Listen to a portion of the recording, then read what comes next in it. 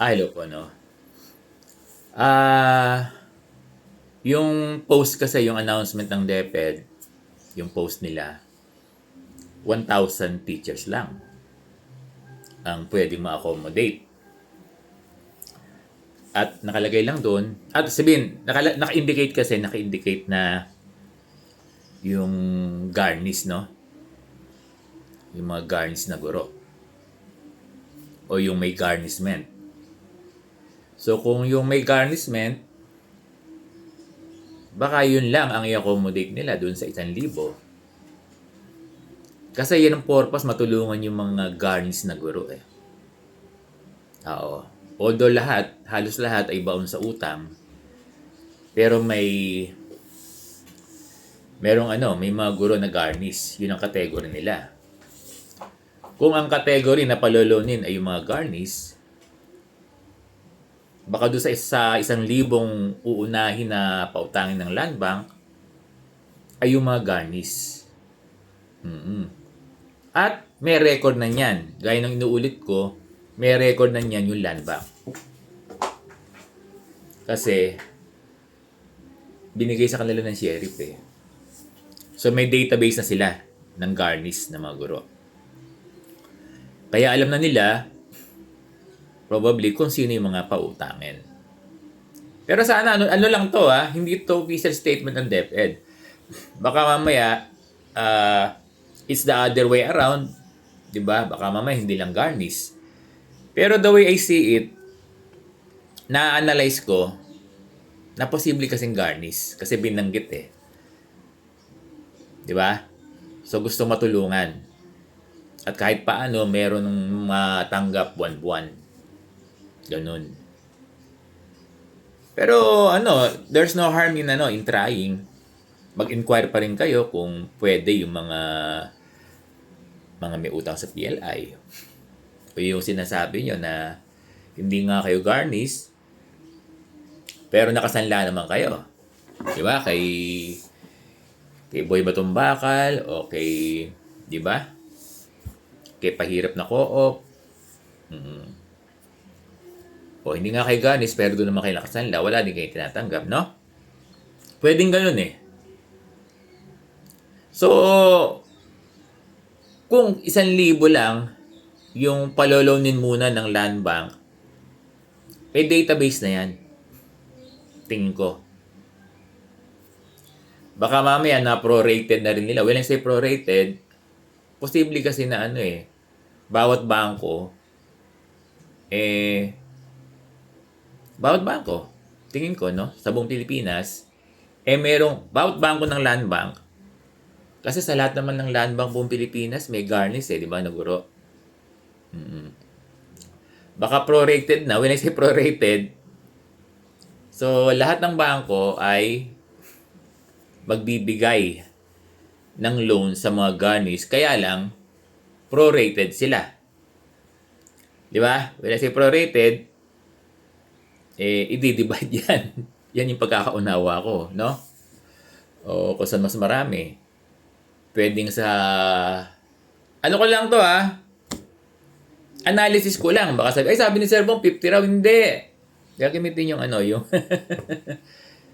Halimbawa, baka sa Samson Road, siguro mga 50 ang nila, no? Halimbawa lang.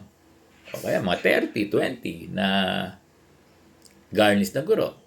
Tapos doon sa Fairview, halimbawa, ganyan, siguro mga marami doon no? Mga nasa 100. Ano ko lang to guess, or mas mababa pa. Hindi natin alam. Di ba? Kasi okay mag-expect na lahat kayo kasi ma-accommodate. Kasi 1,000 lang yan, buong Pilipinas pa yan. Ang daming garnish, no? Daming garnish.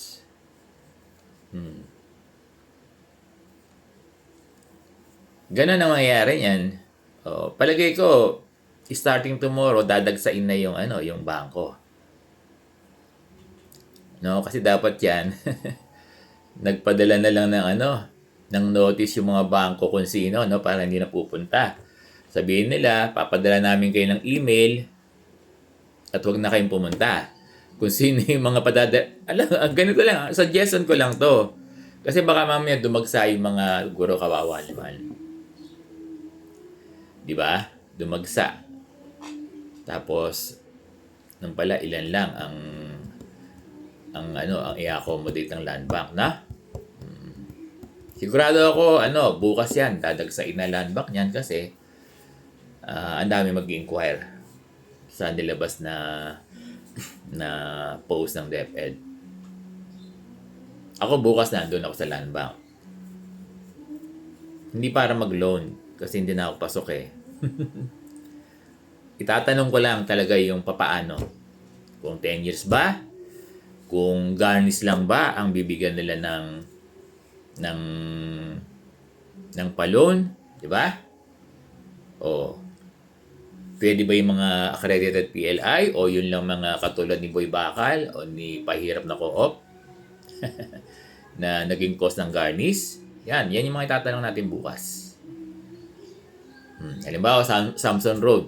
Tatanong ko kung ilan yung i-accommodate nila na pautangin, ganyan.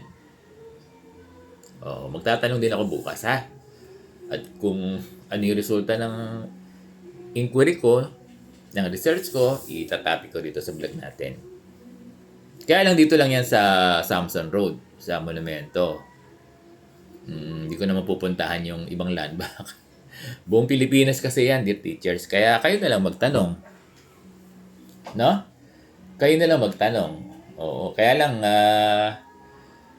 huwag niyong istorbohin yung baka magalit yung mga manager, no? Kasi bukas marami ding tao dyan, depositor dyan eh.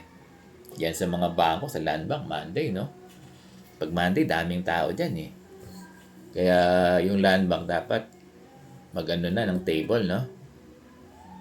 Dear land bank, dapat may table na kayo kasi starting bukas po dahil nag-announce ng DepEd, dadagsain na kayo dyan. Hindi dahil sa vlog ko kasi nag-announce yung DepEd eh. Matik yan.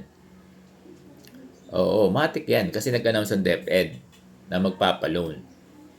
Again, dear teachers, analysis ko, assumption ko lang. Hindi ko sinasabi na merely mga garnish lang. Tingin ko lang kasi. Binasa ko yung binasa ko, no?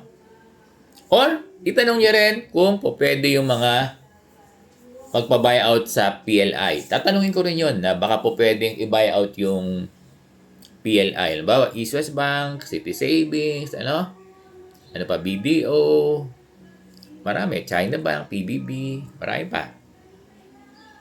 Na? Kung pwede nilang i-buyout yung ganon. Di ba? Tatanong natin.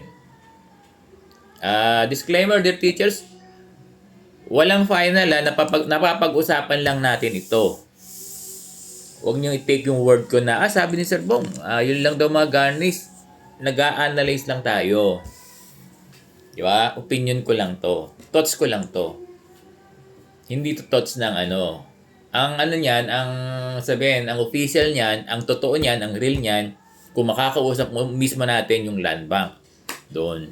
Ito, nag-aano lang tayo, nagbe-brainstorm. Base lang dun sa analysis ko. Na? So, naintindihan natin?